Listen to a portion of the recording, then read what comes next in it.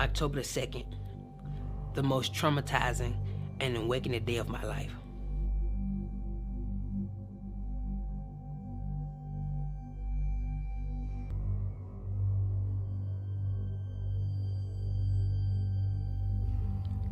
I remember it was on a Thursday.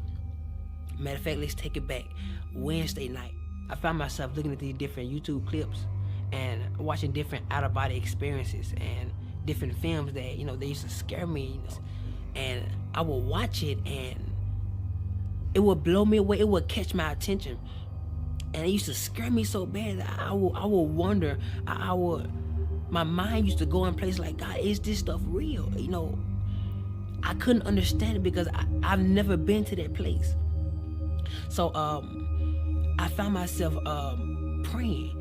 I remember walking outside of my apartment, and I was walking back and forth with my eyes closed and just started praying. And I asked God, I said, Lord, if you give me an out-of-body experience, I vowed to share your word and to tell the people what I saw.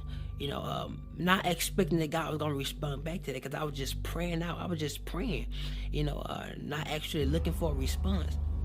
And after that night, the next morning, that Thursday, October the 2nd, I had a dream.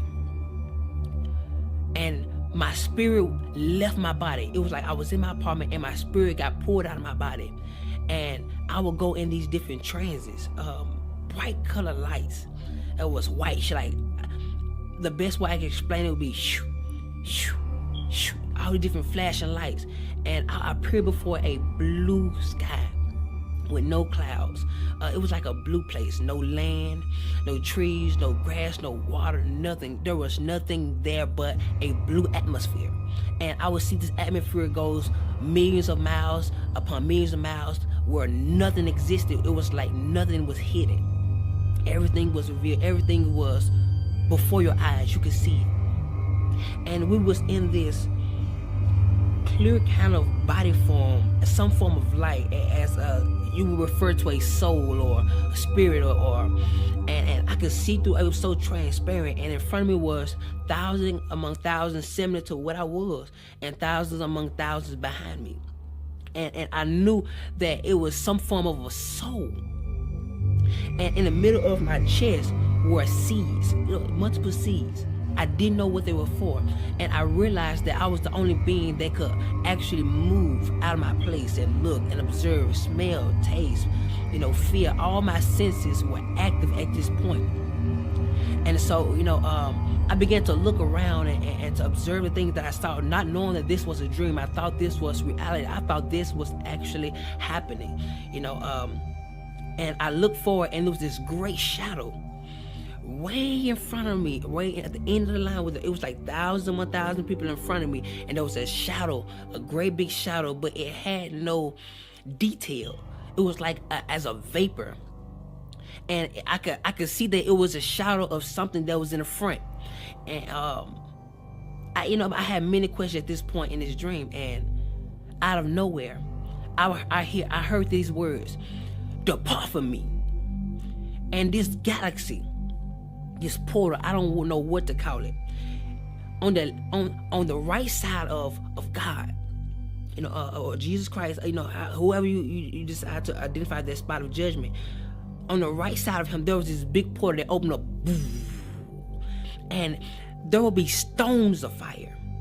Normally when you get a lighter and you cut it on, try to spark a flame, but instead of fire, it was stones, and they will leak out of this portal. And whoever that guy had said, "Depart from me," flew down this place.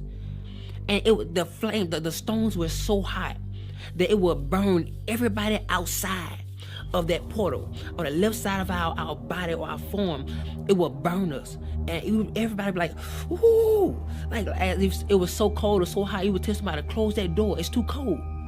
That's how hot it was. And the portal closed. And then he sent them so fast that the screams were late. I would hear, "Ah!" Like it was like, "Depart from me." And it closed up. Then the screams come, "Ah!" And it terrified me. And then out of nowhere, something snatched us up. And like we moved up the line. And I began to think, I didn't understand where we was. I'm like, oh my God, maybe this is judgment. Yeah, I had many questions, and I would hear, depart me, depart me, depart from me, and all these different people will be sent to hell. And the part that scared me the most was the people that were getting judged. You could hear when God was talking to them, and you could hear everything they got judged from. So if somebody went to hell for something that you knew you struggled with in your life, you know where you were going. And so I'm just seeing people go, sit there, boo, boo. And I'm seeing the flame, and it's just constantly burning everybody outside that haven't been judged yet. And I could hear some of the people talking to God. And I remember there was a woman, blonde hair, and God was talking to her. He said, I'm not judging you for what you put on Facebook, but I'm judging you on how everybody else received it.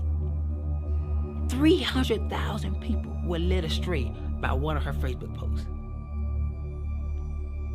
And he said their blood was on her hands. And out of nowhere, he said, depart from me. And I'm talking about, I couldn't express how powerful his words were. It's as if he said, depart from me, and everything shook. Boom. And she was sent with great force. And the portal opened up. Boom. She would go fly, and it would close.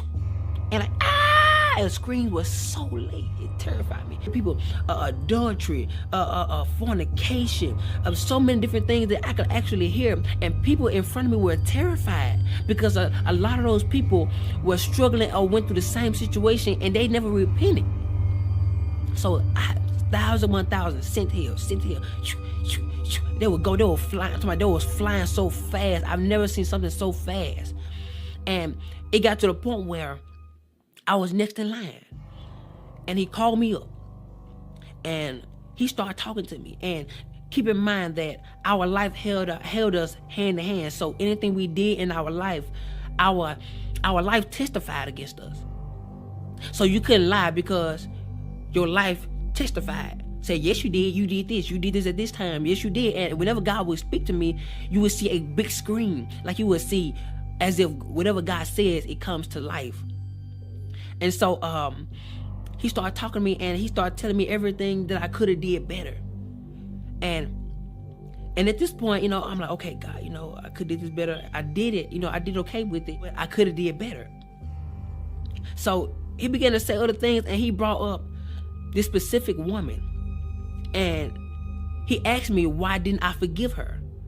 And he gave me her specific name. I'm not going to say it. He gave me her specific name. And I knew exactly what he was talking about. He asked me, why didn't I forgive her? I said, I did, God. I did forgive her.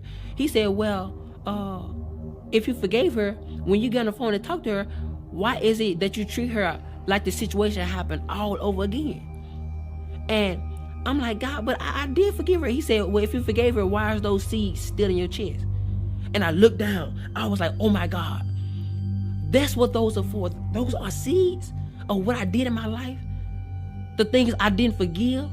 So he was talking to me, and I was like, oh my God. And he told me, he looked at me and said, because you didn't forgive her, I didn't forgive you some of your sins. And I was like, oh my God. And he started telling me so many other things, and he ain't told me not one good thing yet. And at this point, I'm getting terrified because my mind is starting now going to a place where I'm imagining how hot this fire is going to be when this portal open. And so, I'm scared. I didn't know how to explain how terrified I was. Words can't describe. When you meet God face, words can't describe how terrifying it is to look your Creator face to face. Where there's nothing hid from Him. There's nothing. Your inner thoughts are revealed before Him. Your perception, how you feel, everything that you hosted in this body is presented before Him. And so, I got to a point where I didn't want to hear God no more. I was really turning my head because I was afraid that, it's already made his mind up. I was so afraid. And so I turned my head, and he would just constantly tell me everything that I didn't do right, or I should have did better. And at this point, I knew I was going to hell. I knew it. I was fully persuaded that this was it. So I turned my head and I was like, I don't want to hear no more of it. You know, my mind, I'm just really trying to imagine how hot hell is going to be. I'm like, oh my God, Lord, I have no more chance. If I go down there, I can't come back. Like, Lord, please don't send me to hell. Please, like, God, please. I'm begging you. And I'm more terrified. I was more terrified than I can express. And so I turned my head, and at this point, I no longer wanted to hear what he had to say, because I knew at this point, you know, I was going to hell. And I would have my head turned, and out of nowhere, there was this one feeling that would come over the interface of my soul. And I would turn my head, and it would go in slow motion, and the tears would fly from my face. And I looked at God, and I was looking at his judgment. What was going to be my judgment? And he looked at me, he said, face to face, you don't get a well done. You get a you barely made it. And he stepped back and said, come. And at this point, I was so confused. I'm like, oh my God. And on the left side of God, heaven would open up, so soft, with brilliant lights. The colors were indescribable. Like colors I've never seen before in my life. It was so pretty, so amazing. And the colors will blossom as they grow, and the heaven will open up so gentle. And I will walk toward that direction, and my hand would go in the portal. And when my hand went through, it got bigger. My arm went through, it got bigger. It was like I was growing into a mature state of a glorified body. And so my leg went through, like, got bigger, and you can see how big I got on the other side. And how my soul was being transformed into a glorified body.